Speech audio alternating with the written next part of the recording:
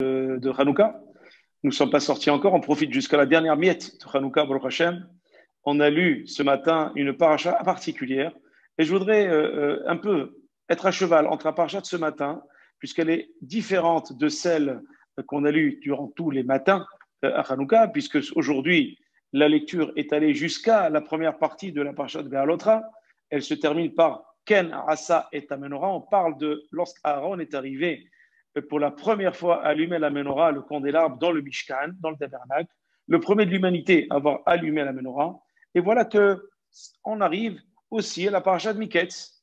Et on se pose la question, on se dit, mais la paracha de Miketz, quelle relation il y a entre cette fin de Hanouka et ce début de Shabbat, Baruch Hashem de Miketz? Comme j'ai dit ce matin dans ma capsule de Tvar Torah que je vous ai envoyée ce matin, de 3-4 minutes tous les jours, j'ai dit une chose intéressante qui est marquée dans le Midrash, qui dit il est bon de terminer Hanouka, mais en général, lorsqu'on termine Hanouka, on est un peu triste. Pourquoi? Parce qu'on n'a plus accès à la lumière d'une manière concrète. On n'a plus accès à la lumière. Pourquoi? Parce qu'on n'allume rien.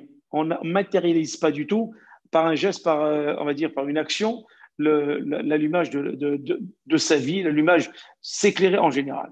Alors, cette tristesse-là, on va dire, on est tellement un peu triste qu'on se dit, bon, quand même, terminer Hanouka de cette manière, ce n'est pas une bonne chose. Mais aujourd'hui, cette année, Baruch Hashem, on termine Hanouka avec Shabbat. C'est-à-dire qu'on n'a pas le temps de terminer Hanouka, cette lumière de Hanouka, que les nérodes de Shabbat, mesdames, vont commencer à s'éclairer encore. Vous continuerez à nous éclairer, mesdames. Vous continuerez à éclairer nos foyers, à éclairer nos synagogues, parce que le mari, lorsqu'il est éclairé par sa femme à la synagogue, eh bien, il vient, il n'est pas mchnef, il n'est pas tordu, il n'est pas maouj, il est bien. Pourquoi? Parce que sa femme, elle lui a préparé, elle a bien éclairé, elle a parlé bien, il a préparé le halot, srena, il a préparé la dafina, il a préparé le couscous. Après, il a fait tous les rites. Pourquoi il vient, il est bien disposé. Et pourtant, on se dit, mais comment si peu de choses peuvent faire basculer un homme ou une femme? Ben justement, les nérotes, ce n'est pas simplement des nérotes. Il y a marqué Kiner mitzvah ve'torah or, ve'derech haim torechot musar, Kiner Hashem nishmat adam, hofes kol hadre baten. C'est des phrases qui sont marquées dans un passage qu'on lit tous les matins, qui s'appelle Ner leragli de varecha ve'or l'intivati. C'est un passage qui fait quelques lignes qu'on lit tous les matins à la Petihat Echal. Lorsqu'on on veut sortir les Sfarim, avant de prendre les Sefer dans les bras, on doit dire ces passages-là. Pourquoi?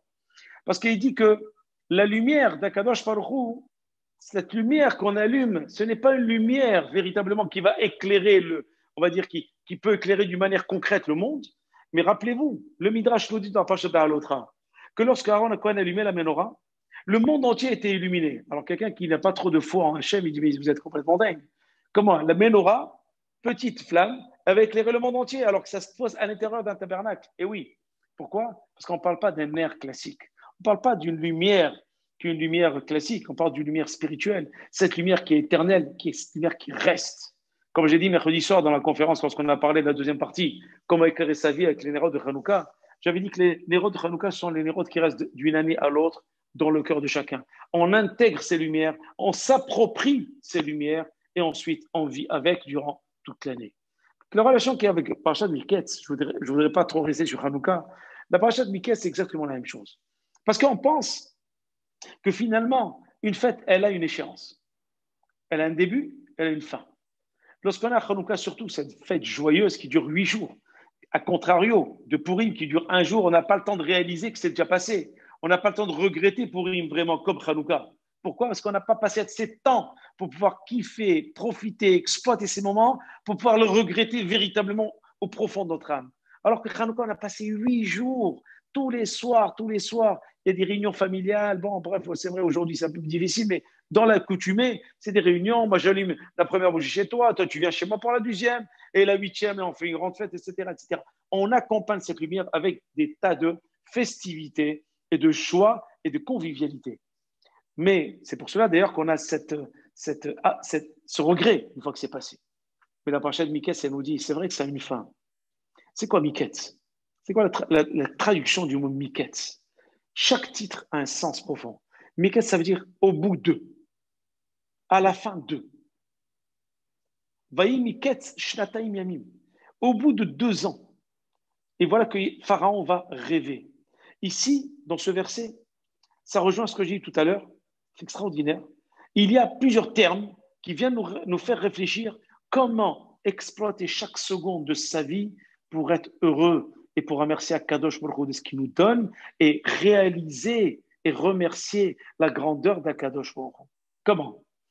Vaïhi, ça va d'abord, Vaïhi, c'est un langage, Vaïhi, Lachon Tsar.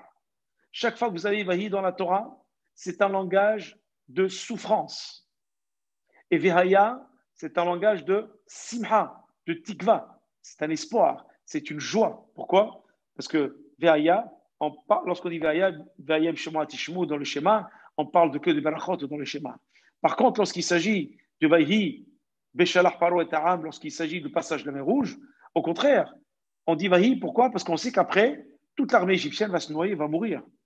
Ici, là, Vaïhi Miketz, on réalise véritablement que maintenant, c'est la fin de Pharaon. Pourquoi la fin de Pharaon? Parce que Pharaon se prenait pour un dieu. Pharaon pensait qu'il pouvait tout. Et voilà qu'il va rencontrer, en la personne de Yosef, une petite personne qui avait les 3 défauts les plus capitaux d'Égypte. C'est quoi les 3 défauts les plus capitaux d'Égypte? Premier défaut, c'est il était jeune, il avait 17 ans. Il avait un peu plus de 17 ans parce qu'il avait passé quelques années en prison. Il était esclave et il était hébreu. Les 3 défauts capitaux pour lesquels on ne peut aspirer à aucun titre honorifique en Égypte. Et on voit que malgré tout cela, qu'est-ce que va lui dire Pharaon? Il n'y a pas d'intelligence, de discernement, de sagesse, d'intelligence que toi dans toute l'Égypte. C'est toi qui vas être mon vice-roi. Il n'y aura personne qui sera au-dessus de toi que moi, Pharaon. Ça nous rappelle l'histoire de Potiphar. Qu'est-ce qu'il a dit Potiphar à Yosef? Il a dit, tu as accès à tout, sauf à ma femme. Tout est à toi, sauf ma femme. Ce qui était logique. Et voilà que sa femme va venir, vous connaissez l'histoire. Et encore, lorsque c'est dans le désert, le patron du désert, pas dans le désert, dans la prison, le chef des prisons va lui donner les clés. C'est-à-dire à chaque étape de la vie de Yosef, il a une grâce qui sort de son visage et il y a une prise de confiance et de responsabilité qui rejaillit de son visage pour qu'on lui laisse des clés, qu'on lui laisse toute notre confiance. Et cela vient d'où? Il vient simplement parce qu'il a su garder son identité. Et c'est la petite bougie, la petite fiole d'huile dans les ténèbres égyptiennes. C'est la petite Hanoukia qu'on allume et qui reste éternelle. C'est elle qui vient remettre en question les grandes lumières qu'il y a dans les rues aujourd'hui pour faire, etc., qui vont s'éteindre à fin janvier, etc., qui viennent remettre en question tout ce qu'on pensait croire et que finalement, avec un petit virus de rien du tout, il ne reste plus que des lumières avec un couvre-feu dehors pour personne pour en profiter. C'est cela qu'on doit penser véritablement à cela. Maintenant, on revient au vrai verset. Il y a marqué Miketz, au bout, Shnataim, 2 ans, Yamim, jour. Comment peut-on dire Shnataim Yamim? Shnataim Yamim, ce n'est pas hébreu. Ça ne veut rien dire. Ou on dit Shnataim, on dit Arbe Yamim. On peut dire Shnataim Yamim. Et ensuite, il y a marqué Uparocholem, les pharaons qui rêvent. Pourquoi la Torah, il y a une redondance assez bizarre dans le verset? Chers amis, c'est pour nous donner un message puissant. Les années, Shnataim, c'est que des jours. Yamim. Pourquoi? Parce que la vie, c'est un chalom, c'est un rêve. On pense que la vie est quelque chose de long. On pense que la vie, c'est quelque chose de durable, sur lequel on va pouvoir en profiter. Mais on ne se rend pas compte que l'instant qu'on a déjà avalé est déjà passé. L'instant qu'on va avoir, il va déjà passer. Il va déjà passer d'une manière assez rapide. Comme dit la Gemara, Yamav ketzel rover, ketzilo shel tzipo. La journée d'un homme, elle passe comme son ombre. Et la Gemara, elle avance, elle dit non, ketzilo shel tzipo, comme l'ombre d'un oiseau. Ça veut dire que finalement, Pharaon s'est rendu compte dans ses rêves que tout ce qu'il pouvait avoir comme kavod, comme pouvoir, comme argent, finalement, un petit rêve de rien du tout l'a complètement assommé.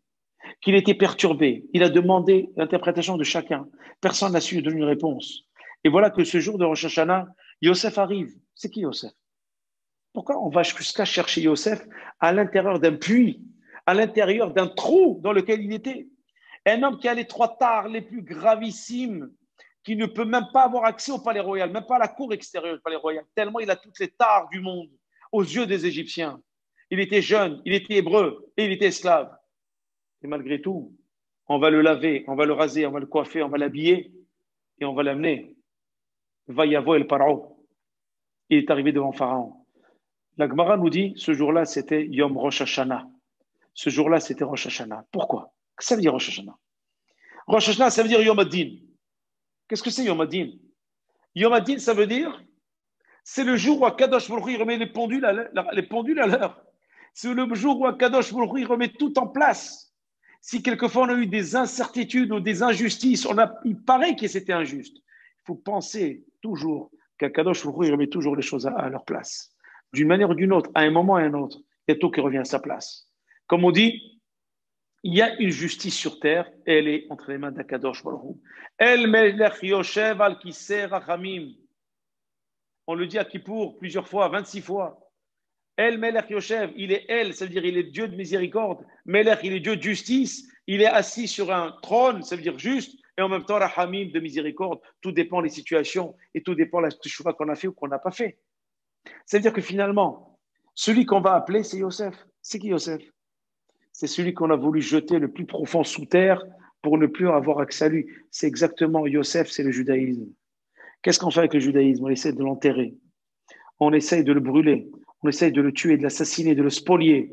Les pogroms, les spoliations, les Shoah, tout. On essaie d'éliminer. Haman, qu'est-ce qu'il a voulu faire? Les Grecs, qui ont voulu faire? Les Babyloniens, les Assyriens, les Romains, tous. Qu'est-ce qu'ils voulaient? Amalek, Hiti, Émorique, Périsie. Ce qu'ils voulaient, c'était une chose. Soit par la technique de la vanne, soit par la technique de Esav. Ils ont simplement voulu éteindre la flamme juive. Que vous, mesdames, vous allumez toutes les semaines avec les héros de Shabbat. La force qu'ont les héros de Shabbat, mesdames, c'est lorsque vous allumez les héros de Shabbat, qu'est-ce qui se passe? Vous faites rentrer Shabbat. Qu'est-ce que ça veut dire quoi? Ça veut dire que la femme, avec l'allumage de ces nérotes, là, des petites nérotes de rien du tout, on fait rentrer le Shabbat, la Gdusha y rentre. Et regardez ce que dit le Midrash sur les nérotes de Shabbat, puisque maintenant on enchaîne sur Shabbat. C'est que lorsque la femme a fait cette filote nérote Shabbat, c'est le moment c'est les moments de disposition, de bonne disposition devant Kadosh Baruch Hu, où elle doit prier pour elle, pour ses enfants et pour son mari.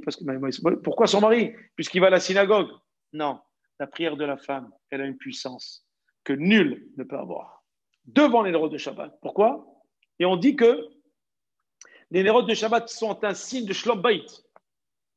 C'est pour cela que lorsque le mari il fait le kiddush, il doit regarder les nérotes de sa femme. Shabbat, allumé, devant soi. C'est pour ça qu'on ne met pas les nérotes à la cuisine, on fait le kiddush à la salle à manger. Il faut que ça soit toujours en face. Il faut que le mari ait accès visuellement au nérotes Shabbat. Pourquoi? Parce que lui aussi, il doit adhérer au Shlom Bayit que la femme demande.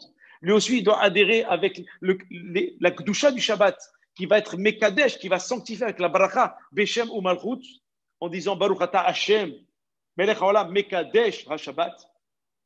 Il doit amener aussi la Kedusha dans sa maison. Il doit adhérer à ce que sa femme a demandé. Il doit valider ce que sa femme a demandé. Parce que qu'on le veuille ou non, mesdames, le Baal Habayit, c'est votre mari. Et vous, vous êtes à Akeret Habayit. Akeret Habayit, ça veut dire quoi? C'est quoi Akeret? Ça veut dire la racine même du foyer, c'est vous. Vous êtes à l'origine du foyer. Sans femme, pas d'enfant. Le judaïsme vient de la femme. L'éducation vient de la femme. L'authenticité, le sixième sens, la tendresse, la sensibilité. C'est cela, chers amis. Lui, le Baal. Baal, c'est quoi? Il essaie de gérer. Ben bon, on est entre nous, hein, ça ne sortira pas des Bouches-du-Rhône, bien sûr, ni de France. Hein. Le mari il dit quelque chose, mais la femme fait ce qu'elle veut finalement. Le mari il pense faire ce qu'il veut, mais finalement il fera exactement ce que sa femme lui a demandé. Hein. On est d'accord? Bon, voilà. Donc on est d'accord là-dessus. Mais quoi qu'il en soit, il faut toujours faire croire à le mari qu'il a raison. Mais bon, finalement, c'est la femme. Ce que Dieu veut, ce que femme veut, Dieu veut. Vous le savez très bien. Et c'est bien aussi. Pourquoi? Parce que le Shlom Bayit vient d'elle.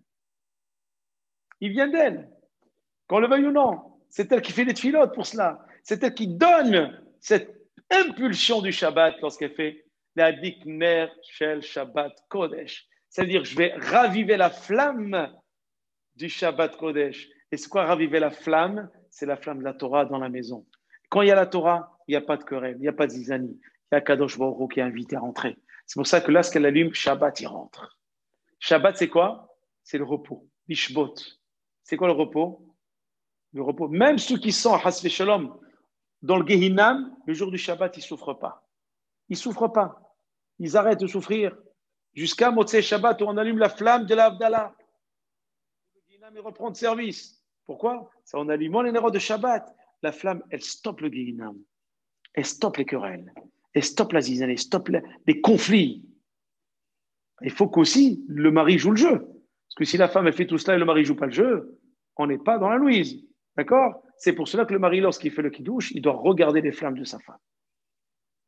Et aussi, il doit la regarder elle pour lui dire tu as bien fait à manger, tu es très belle, merci pour cette table, etc. etc. C'est normal. En chantant un Chetraïl avec l'air, le plus beau air, c'est quoi? L'air marocain, bien entendu. Hein? Voilà. Donc, de manière à ce que ramener, bon, c'est un clin d'œil pour le rapprochement Maroc-Israël. Hein? Vous avez remarqué, le Maroc, c'est particulier. Kaïnen ou Makaïnesh, voilà, on parle à Rebecca. Voilà. Donc, en ce qui concerne maintenant, simplement comprendre que finalement, savoir que dans une vie, il y a une fin, permet à l'homme d'exploiter chaque instant. Savoir qu'il y a une fin ne fait pas peur. Pourquoi? Parce que j'enrichis ma vie tous les jours. Je n'ai pas peur de ce qui va m'arriver. Pourquoi? Parce que, premièrement, j'ai confiance en Hachem. Deuxièmement, je remplis chaque seconde par des mitzvot, chesed, glut rasadim, en s'attelant à préparer Shabbat, à préparer les enfants pour l'école, etc. Il y a plein de choses. Je n'ai pas le temps à perdre. On ne s'ennuie pas. Et deuxièmement, la Gemara nous dit, il y a une question qui est posée dans la Gemara, elle était intéressante. Elle dit, comment ça se fait Hachem a créé l'oubli? L'oubli, ça fait que des histoires.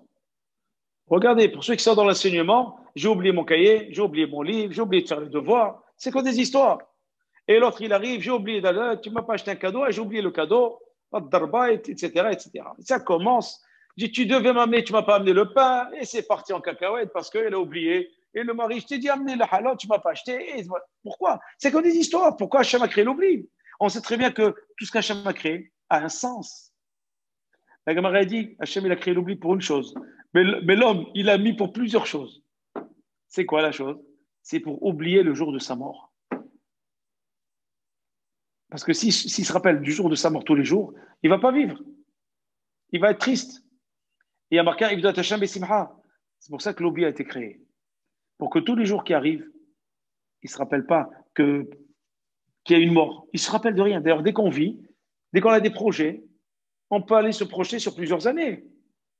Mais quelqu'un qui pense à la mort, il dit non, je ne peux pas me projeter. Parce que peut-être maintenant, peut-être tout à l'heure, peut-être non. Traversant, lui, là, il va avoir des millions. Il va avoir la peur dans le ventre du matin au soir. Le Hachem a créé l'oubli pour cela. Pour ne pas. Mais il faut qu'il pense de temps à autre que la vie, elle est courte. Et qu'il faut qu'il sache que la vie, c'est un rêve. Lorsqu'on arrive à 60 ans, 90 ans, 120 ans, je vous souhaite, Bazar Hachem, on se dit, mais c'est passé trop vite. Les jours sont passés trop vite. Regardez, Hanouka, 8 jours, c'est déjà passé.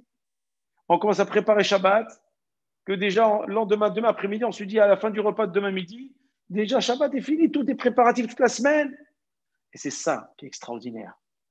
C'est qu'on n'a pas le temps de voir le temps passer parce qu'on est tellement attelé à servir à Kadosh Baruch Hu qu'on ne se rappelle même pas qu'il y a un quête. Pourquoi? Parce qu'on se dit, Kadosh Baruch Hu nous a donné des échéances. Mais on assure tellement ce qu'Hachem nous demande que nous, on se projette dans la joie. Voilà pourquoi, cher Samy, il y a marqué, le Midrash Rabbah nous dit, Ashrei ha-gever asher sam Adonai miftaho, ze Yosef.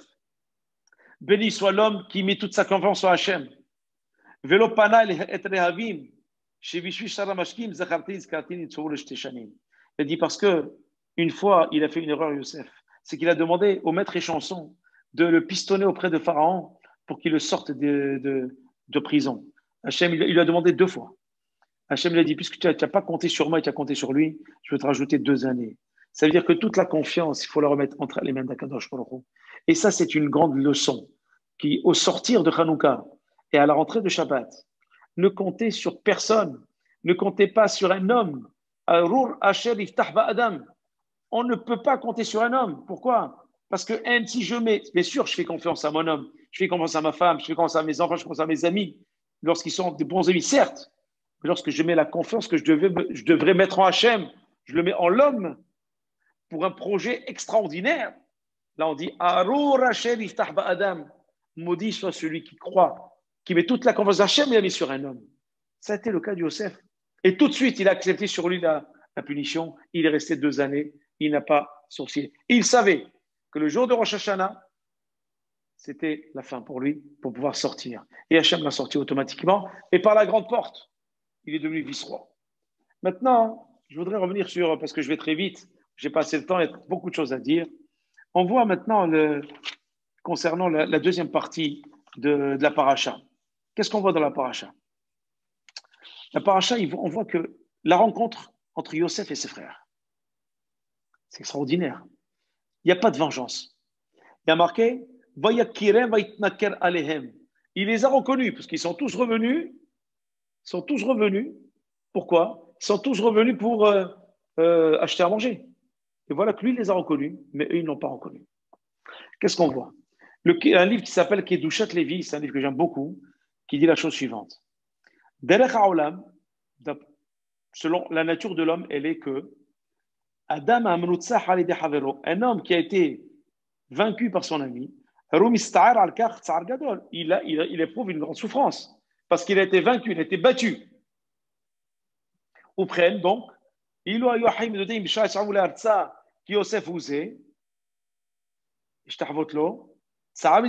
parce que qu'est-ce qu'il a voulu faire, Yosef? Il a eu pitié de ses frères. Regardez, c'est extraordinaire. Tellement Yosef aimait ses frères qu'il leur a pas dit tout de suite « je suis Yosef ». Et ce qu'il dit le Kedushat Levi est très profond et très beau. Normalement, s'il veut se venger, il leur dit quoi? Venez, venez, chers amis. Vous savez qui je suis? Je suis Yosef. Vous vous rappelez les rêves? Que tout le monde se prosterne devant moi. Maintenant, tout le monde se prosterne devant moi. Je suis le vice-roi. Qu'est-ce qu'il aurait créé? Une souffrance chez ses frères. Il a dit, je ne veux pas créer cette souffrance. Je n'ai pas le droit de créer cette souffrance chez mes frères. Donc il a dit, je ne veux pas me révéler. Voilà la raison pour laquelle il ne s'est pas révélé tout de suite. Mais à quel moment il va se révéler?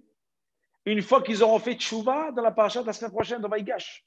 Une fois qu'ils vont dire, mais pourquoi on a fait ça à notre frère? Regarde ce qui nous arrive. Il y a Shimon qui est déjà en prison. Il y a Binyamin qu'on doit prendre avec nous. On va faire souffrir notre père. Et voilà. Et cette souffrance-là, qui ne vient pas de lui, qui vient de la teshuvah qui s'opère dans leur cœur. Une fois qu'ils vont opérer cette teshuvah, à ce moment-là, il va leur dire, je suis Yosef. Mais ça ne sera plus de souffrance. Il n'y a pas de souffrance. Ça sera une fierté parce qu'ils ont déjà fait teshuvah. Regarde la tzidkout de Yosef. Combien Yosef était tzaddik au point. Il aurait pu profiter de ce moment. Mais profite, c'est ton moment de vengeance. Vas-y, dis-leur, c'est moi Yosef. Vous vous êtes moqué de moi. Et maintenant, tout le monde se prosterne à mes pieds, comme je vous l'avais dit. Tu aurais kiffé ce moment, c'est extraordinaire. Tu te venges enfin. Enfin, tu te venges. Tu as assez souffert. Non. Yosef a tzaddik. Il a dit, je ne leur dirai pas ça. Je ne veux pas faire souffrir mes frères. Parce qu'il a compris que c'est un projet divin que de le ramener en Égypte. Il avait compris que c'était ça, Kadosh Baruch. Il avait compris que c'était Hachem qui avait demandé cela. Il avait compris que c'était la volonté d'Akadosh Baruch. Qu'Akadosh Baruch voulait quelque chose pour l'Am Israël, les ramener, les attirer en Eretz Mitzrayim, parce qu'il y avait un décret, un serment fait à Abraham Avinu, comme quoi 400 ans ils vont rester dans une terre étrangère, ils seront esclaves, etc., etc. C'est extraordinaire ce que nous dit le Kedushat Levi. Et il continue encore, il dit encore la chose suivante. La Torah mishabehet. Et la Torah, elle nous raconte les qualités de Yosef Hatzadik. Non seulement il n'a pas voulu exploiter ce moment de vengeance afin de les faire souffrir, Makinu a marqué Vaitnaker lahem vayakirem. Non seulement cela, il a dit je vais les laver. Je vais les laver de tout problème. Je ne veux pas que cette souffrance, je ne veux pas avoir, je ne veux pas qu'on me taxe de quelqu'un qui s'est vengé et que finalement je vais leur ressembler dans la démarche qu'ils ont eue. Lorsque quelqu'un vous fait du mal, ne le refaites pas le même mal, parce que sinon, vous vous rabaissez à son niveau et vous n'aurez pas le loisir de dire ils m'ont fait du mal, parce qu'on se dit, on s'est fait du mal. Je me suis vengé. Yosef a gardé son standing de Yosef Hatzadik. Et c'est pour cela d'ailleurs qu'il y a marqué Vayakel Yosef et Echav, il les a reconnus. Vehem lo ikiru, eux ils ne l'ont pas reconnu. Ça veut dire quoi? Pourquoi on dit Vayakel Yosef et Echav? S'il les a reconnus, on n'a pas besoin de dire qu'eux ils ne l'ont pas reconnu. Ça se répète, on l'aurait compris. La Torah elle est avare de mots, elle n'est pas là pour donner vraiment des détails. On a compris, on a déduit qu'eux ils ne l'ont pas reconnu. Et là, Rachid nous dit Ki ben zekunim hayalo.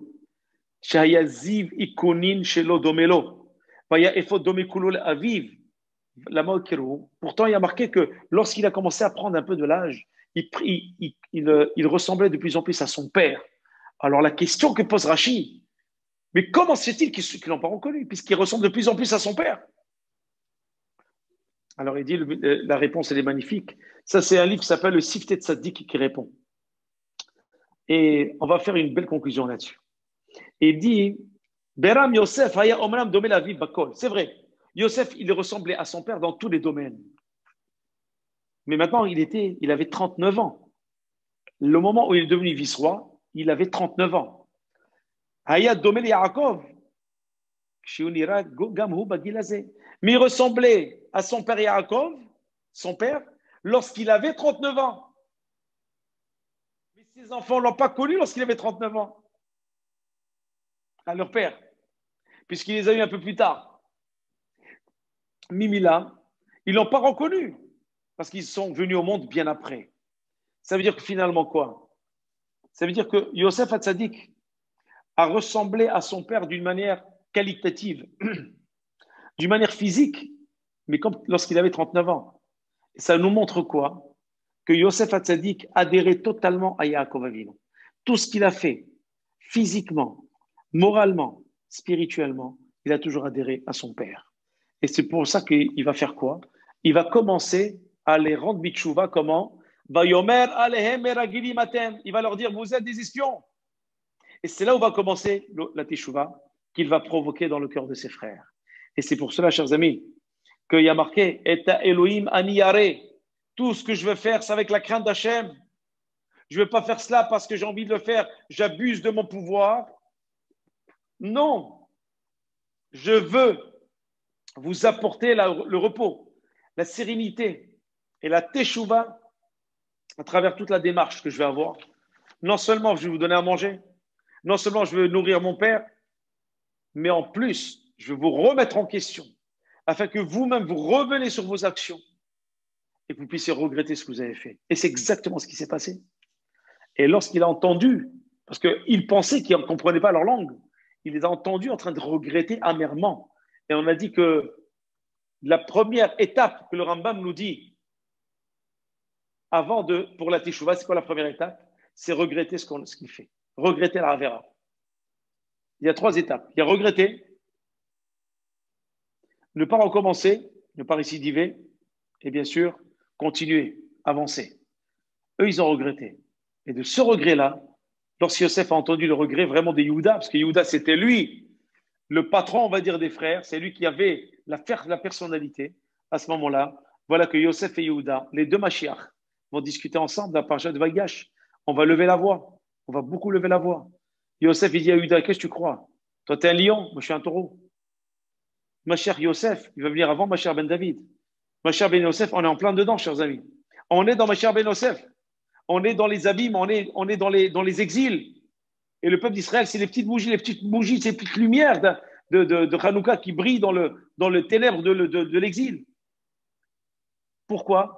Nous travaillons ça aujourd'hui pour arriver à ma chère Ben David, dans lequel on aura cette lumière qui a été de Maaseh Bereshit, de la création du monde, que nous sommes en train de dévoiler au fur et à mesure, afin de pouvoir en profiter tous ensemble, lorsque Mashiach viendra, Bezrat Hashem.